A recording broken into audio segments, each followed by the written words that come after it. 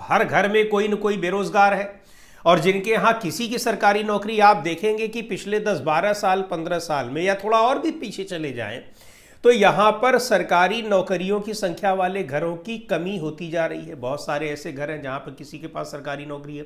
बहुत से ऐसे लोग रहे कि एक पीढ़ी पूरी रिटायर हो गई और अगली पीढ़ी में किसी को सरकारी नौकरी नहीं मिली। तो ये बहुत बड़ा एक चुनावी अस्त्र फेंका है तेजस्वी यादव ने, इसको हल्के में नहीं लिया जाना चाहिए। ये हर बेरोजगार, हर जो शिक्षित बेरोजगार हैं उनके घरों तक ये बात पहुंच रही है।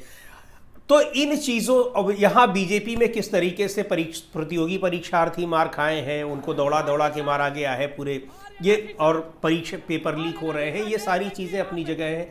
तो इन सब का खामियाजा तो भारतीय जनता पार्टी को भी भुगतना पड़ेगा, क्योंकि सरकार में सहयोगी है।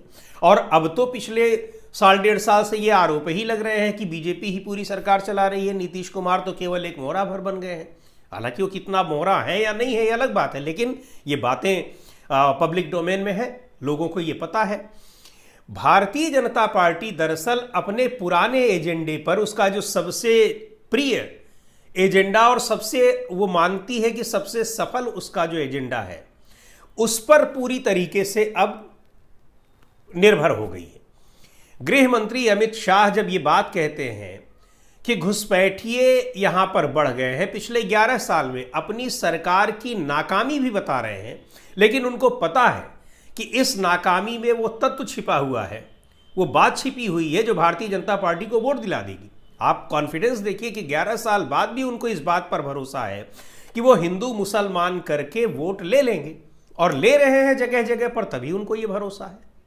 खैर, 2024 में तो फेल हो गए थे। प्रधानमंत्री नरेंद्र मोदी ने भी कितना कहा कि सब मुसलमानों को दे दिया जाएगा, बांट दिया जाएगा, लेकिन वो चीज़ें फ्लॉप रहीं, नहीं सफल हो पाई। पर कॉन्फिडेंस इतना है इन सब के बावजूद कि उस अपने एजेंडे पर, उस मुद्दे पर ये पहुंच ही जाते हैं। तो उनका ये कहना है कि 11 साल में जो जनसंख्या बढ़ी है मुसलमानों की, उस जनसंख्या में केवल ऐसा नहीं कि हाँ मुसलमानों ने बहुत ज़्यादा बच्चे पैदा किए, प्रजनन दर बढ़ गई, साफ साफ यही बात उन्होंने कही है, बल्कि बाहर से घुसपैठिए आए हैं और उनकी वजह से यहाँ पर मुसलमानों की जनसंख्या बढ़ गई। हम उस आंकड़े में नहीं जाते हैं कि कितने मुसलमान आए, कितने नहीं आए, कितनी जनसंख्या बढ़ गई, लेकिन महत्वपूर्ण बात यह है कि अगर हम गृह मंत्री अमित शाह की ही बात माने, तो अगर 11 साल में घुसपैठिए बढ़ गए, और घुसपैठिए चाहे जहां से आ रहे हो, चाहे उत्तर प्रदेश में आ रहे हो, किसी भी तमिलनाडु में आ रहे हो, किसी भी राज्य में आ रहे हो, उनको आने के लिए सिर्फ और सिर्फ केंद्र सरकार जिम्मेदार है।